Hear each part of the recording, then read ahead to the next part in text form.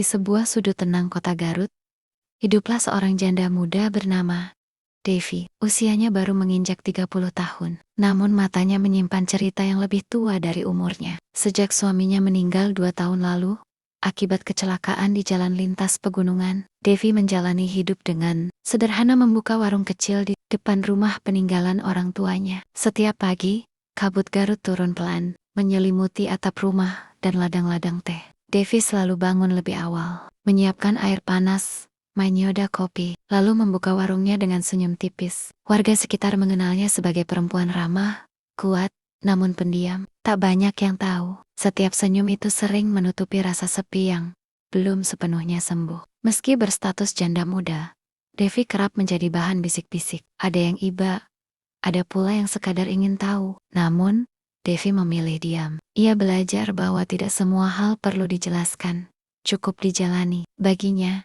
hidup bukan tentang membuktikan apapun pada orang lain, melainkan berdamai dengan diri sendiri. Suatu sore, hujan turun deras. Seorang lelaki asing berteduh di warungnya seorang guru pindahan yang baru mengajar di Sir. Percakapan singkat tentang kopi dan hujan berubah menjadi obrolan hangat tentang kehidupan. Tidak ada janji, tidak ada harapan berlebihan, hanya dua manusia yang soma-soma pernah kehilangan, saling memahami tanpa perlu banyak kata. Malam itu, setelah warung ditutup, Devi menatap langit Garut yang mulai cerah. Untuk pertama kalinya setelah lama, dadanya lebih ringan. Ia sadar, hidup memang tidak selalu memberi kebahagiaan utuh, tapi selalu memberi kesempatan untuk memulai kembali. Devi si janda muda tak lagi hanya dikenal karena masa lalunya, melainkan karena keberaniannya melangkah ke hari esok perlahan, dengan hati yang lebih kuat. Kabut pagi selalu turun lembut di kota Garut, seolah sengaja menyembunyikan luka-luka lama. Di balik jendela rumah kayu bercat putih,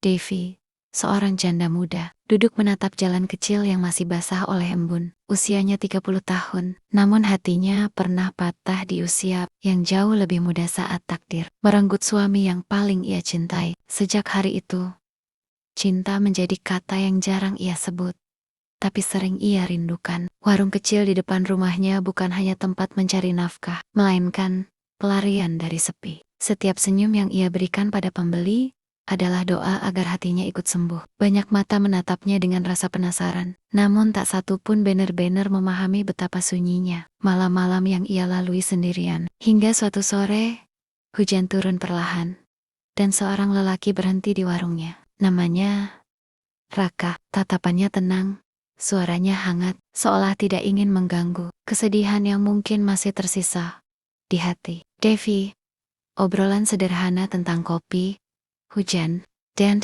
Garut berubah menjadi perbincangan panjang tentang kehilangan dan harapan. Sejak hari itu, Raka sering datang, tidak pernah membawa janji, hanya kehadiran. Ia mendengarkan tanpa menghakimi, menemani tanpa menuntut. Di sampingnya, Devi belajar tertawa lagi pelan, tapi jujur. Suatu malam, di bawah lampu jalan yang redup, Raka berkata lirih, "Aku tidak ingin menggantikan siapapun di hidupmu. Aku hanya ingin berjalan bersamamu. Kalau kamu mengizinkan." Air mata Devi jatuh, bukan karena sedih, melainkan karena akhirnya ada seseorang yang mencintainya tanpa ingin memiliki masa lalunya. Ia mengganggak, dan di antara dinginnya udara Garut, dua hati yang pernah terluka menemukan hangatnya kembali. Cinta bagi Devi bukan lagi tentang melupakan, melainkan tentang menerima bahwa hati yang pernah hancur pun pantas bahagia sekali lagi. Kabut pagi selalu turun lembut di kota Garut, seolah sengaja menyembunyikan luka-luka lama. Di balik jendela rumah kayu bercat putih, Devi, seorang janda muda, duduk menatap jalan kecil yang masih basah oleh embun. Usianya 30 tahun, namun hatinya pernah patah di usia yang jauh lebih muda saat takdir merenggut suami yang paling ia cintai. Sejak hari itu, cinta menjadi kata yang jarang ia sebut, tapi sering ia rindukan. Warung kecil di depan rumahnya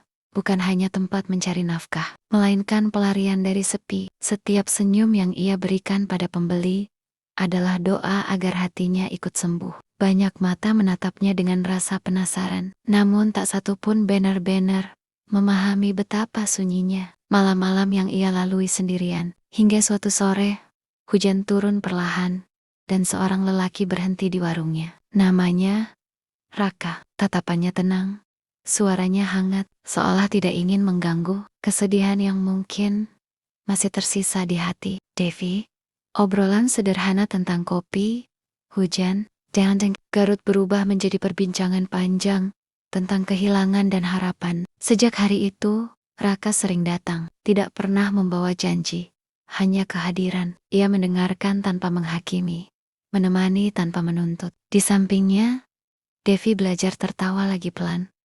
Tapi jujur, suatu malam, di bawah lampu jalan yang redup, Raka berkata lirih, "Aku tidak ingin menggantikan siapapun di hidupmu. Aku hanya ingin berjalan bersamamu.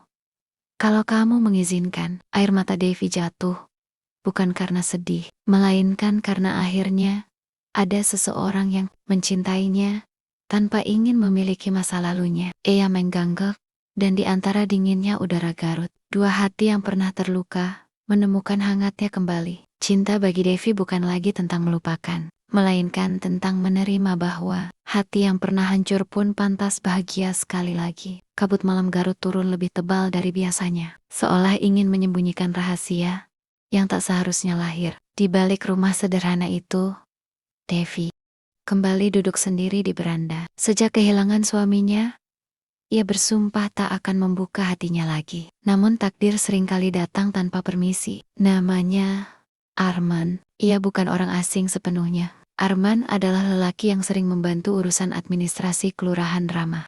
Sopan dan telah beristri. Awalnya pertemuan mereka sebatas urusan surat menyurat. Singkat, formal, tanpa rasa apapun. Tapi entah sejak kapan, tatapan mereka mulai bertahan lebih lama dari seharusnya. Devi tahu ini salah. Arman pun mengerti batas yang tak boleh dilanggar. Namun perasaan tidak pernah tumbuh dengan logika. Mereka mulai sering berbincang di senja hari, di teras rumah Devi.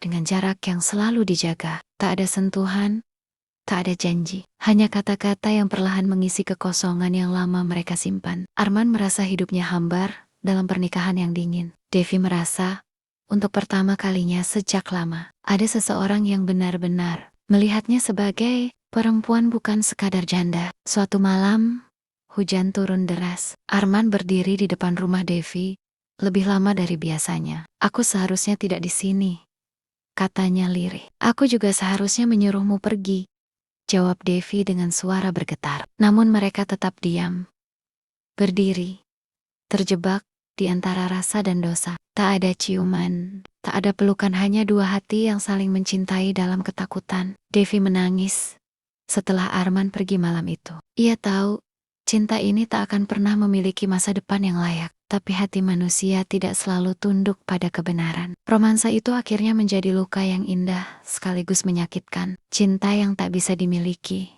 namun terlalu dalam untuk dilupakan. Dan di kota Garut yang selalu berkabut, Devi belajar satu hal pahit. Tidak semua cinta diciptakan untuk dimenangkan, ada yang hanya datang untuk mengajarkan keikhlasan. Alam di Garut tak lagi terasa dingin bagi Devi. Ia terasa menyesakkan. Kabut yang biasa menenangkan, kini seperti tembok yang mengurung napasnya. Setiap langkah kaki yang melewati depan rumahnya membuat jantungnya berdegup lebih cepat. Ia takut, bukan pada orang lain, melainkan pada dirinya sendiri. Arman semakin sering datang. Terlalu sering. Ia selalu datang dengan alasan masuk akal, mengantar berkas, menanyakan data, atau sekadar memastikan warung Devi aman. Tapi mereka berdua tahu, itu kebohongan yang mereka ciptakan bersama. Desa mulai memperhatikan. Tatapan ibu-ibu di warung berubah. Senyum mereka tidak lagi ramah, melainkan penuh selidik. Devi bisa merasakannya, bisik-bisik yang berhenti saat ia mendekat. Ia tahu, waktu mereka tidak banyak. Suatu sore, istri Arman terlihat berdiri di seberang jalan. "Tidak, Baikara." Tidak, hanya menatap rumah Devi dengan mata yang dingin. Saat itu, kaki Devi gemetar. Ia sadar, romansa ini bukan lagi sekadar dosa sunyi, ini sudah menjadi ancaman. Malamnya, Arman datang dengan wajah tegang. "Kita harus berhenti," katanya cepat. Suaranya gemetar. Devi mengangguk, tapi air matanya jatuh lebih dulu. Namun berhenti ternyata lebih menyakitkan daripada melanjutkan. Mereka mencoba menjaga jarak, tapi rasa itu justru semakin menggila. Setiap pertemuan singkat terasa seperti medan perang batin. Setiap kata yang tak terucap terasa lebih berisik dari teriakan. Hingga satu malam, hujan turun deras, dan listrik padam. Arman berdiri di depan rumah Devi basah, putus asa, dan kehilangan kendali. "Aku benci diriku sendiri," katanya. "Aku juga," jawab Devi lirih. Tak ada sentuhan, tapi jarak di antara mereka runtuh sepenuhnya. Saat langkah kaki terdengar dari kejauhan suara orang memanggil nama Arman, Devi tersadar. Ini bukan lagi soal cinta, ini soal kehancuran yang tinggal menunggu waktu. Arman pergi malam itu tanpa menoleh. Devi menutup pintu, bersandar, dan menangis tanpa suara. Ia tahu, besok hidupnya akan berubah. Entah rahasia itu terbongkar, atau ia harus pergi meninggalkan segalanya. Dan di tengah sunyinya kota Garut, Devi akhirnya paham. Cinta terlarang tidak pernah benar-benar meminta izin ia, hanya menuntut harga yang mahal. Pagi itu, udara Garut terasa berat. Devi baru saja membuka warung, ketika langkah kaki berhenti tepat di depannya. Tidak terburu-buru, tidak ragu. Itu, istri Arman. Perempuan itu berdiri tegak.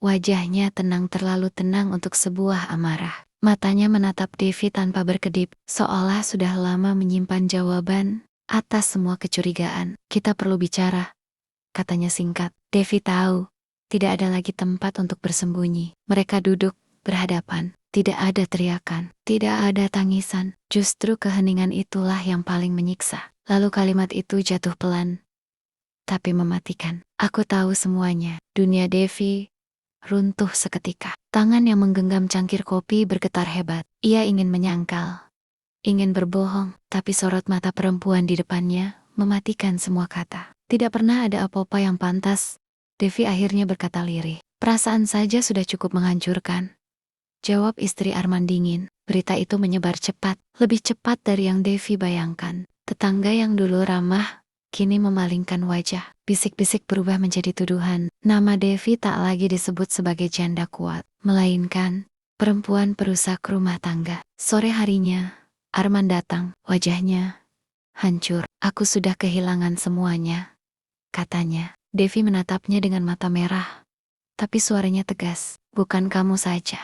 Aku." Itu pertemuan terakhir mereka. Malamnya, Devi mengemasi barang-barangnya. Tidak banyak. Ia tidak membawa kenangan, hanya keberanian. Saat ia menutup pintu rumah untuk terakhir kalinya, kabut Garut kembali turun kali. Ini bukan untuk menyembunyikan rahasia, melainkan menutup sebuah kisah yang berakhir pahit. Devi pergi sebelum fajar. Cinta itu tidak pernah benar, tapi rasa sakitnya nyata. Dan dari rahasia yang terbongkar itu, Devi belajar satu hal yang tak akan pernah ia lupakan. Beberapa kesalahan tidak bisa diperbaiki, hanya bisa ditinggalkan. Sejak rahasia itu terbongkar, hidup Arman runtuh perlahan, bukan dengan ledakan, melainkan dengan keheningan yang mematikan. Ia kehilangan pekerjaannya. Kantor kelurahan memintanya mengundurkan diri demi menjaga nama baik.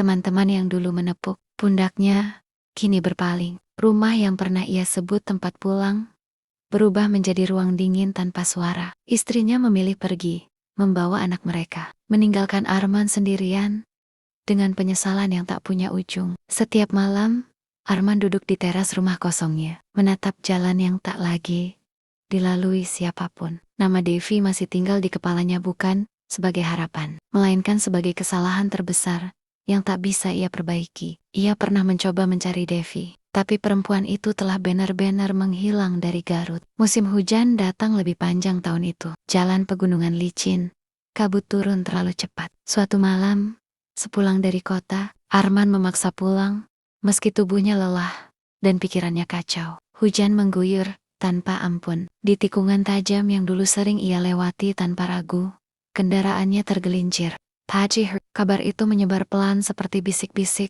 yang kini tak lagi kejam. Hanya Henning, Arman ditemukan tak bernyawa di dasar jurang dangkal. Tidak dramatis, tidak hanya Sunny. Di saku jaketnya ditemukan secari kertas basah.